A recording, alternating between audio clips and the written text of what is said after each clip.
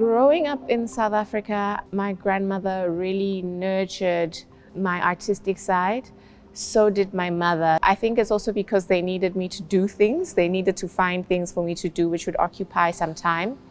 And so my grandmother would bring clay. My mother would just give me paper and some pencils because she's a journalist. So, I was just sitting in her office waiting for her to finish work after school. She also worked at a broadcasting corporation. I would also sit and watch a lot of videos being made of television programs, etc. So I'd be led into that ethos of waking up every day in the morning to go and do something that you're passionate about. I saw a lot of creative people going to do that.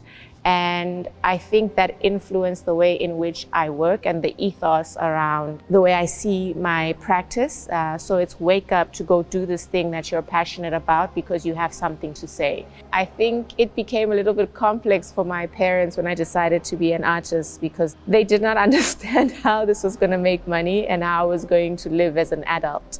Growing up in South Africa also was not easy as a Black woman. I thought to myself, because I grew up in a very matrilineal family, that it was very liberal in a sense. But looking back, I can see now how some people will say it's tradition. But I look at it now and I'm like, that's patriarchy. That also affected the way and the lens in which I look at my artwork and make artwork. My work is centered around the idea of the Black body in basically today's society, looking through maybe a historical lens.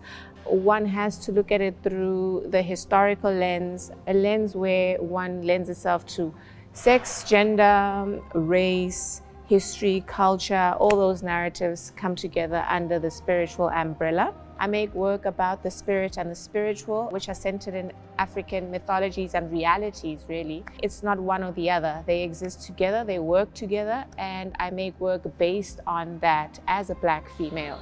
The project I'm working on for the Gwangju Biennale doesn't really deviate from themes I've worked on before. They're actually quite in line with them. So I don't think it's anything very different for me. It's just that what I'm about to embark on is on a much bigger scale than I've ever made before, which is quite daunting, but if you don't try, you'll never know.